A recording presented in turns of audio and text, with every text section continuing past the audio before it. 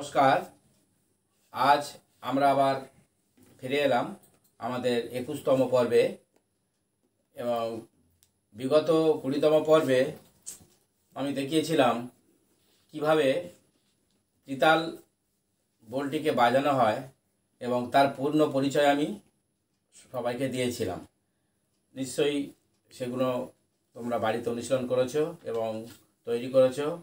আজ আমি দেখাবো কিভাবে হাতের সাহায্যে কিভাবে একাবর্তনে মানে কি না থেমে কিভাবে বলটাকে ঠায়, দ্বিগুণ এবং চৌগুণ লয়ে দেখানো যায়। আমি সেটা হাতের সাহায্যে তালিখালি দিয়ে আমি সেটা দেখাচ্ছি। দেখো, ধা ধিন ধিন ধা ধা ধিন ধিন ধা না তিন তিন তা তে তে ধিন ধিন ধা ধা ধিন ধিন ধা ধা ধিন ধিন ধা ধা ধিন ধিন ধা ধা ধিন ধিন ধা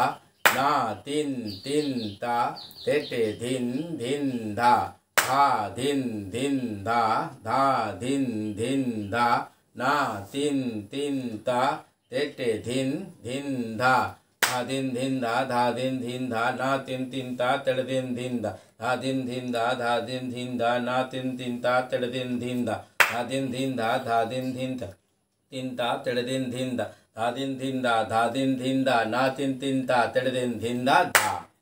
এই যে আমি এতক্ষণ যেটা দেখালাম তিতালের একাবর্তন, এটা বলা হয় না থেমে ঠায়, দ্বিগুণ এবং চৌগুণ লয় কিভাবে হাতের আঙুলের সাহায্যে কিভাবে পরিবেশন করানো যেতে পারে। তোমরা তাহলে ভালোভাবে এটাকে অনুসরণ করলে তোমরাও অবশ্যই পারবে। এখন আমি তবলায় তোমাদেরকে তিতাল বলটি কিভাবে ঠায়, দ্বিগুণ, চৌগুণ বাজানো যায় এবং তারপর বলটিকে আরও কীভাবে দ্রুতভাবে বাড়ানো যায় আমি সেটা দেখাবো।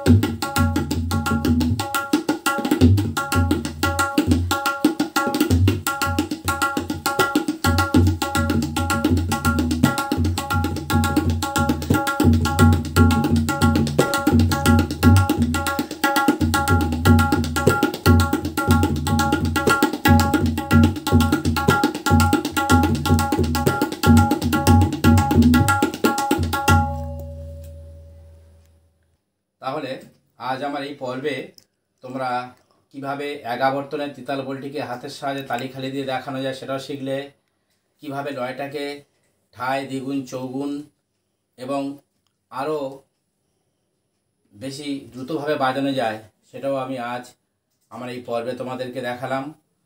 এবং আমার কমেন্ট বক্সে তোমরা অবশ্যই কমেন্টস করবে এবং যদি কোথাও সমস্যা থেকে থাকে আমাকে জানাবে, তাহলে তোমরাও এর ফলে উপকৃত হবে এবং আমিও জানতে পারবো তোমাদের কোথায় কিছু ত্রুটি বা সমস্যা, আমি সেটা বুঝতে পারবো। তাহলে দেখা হবে আগামী পর্বে। সবাই সুস্থ সুন্দর ভালো থেকো। নমস্কার।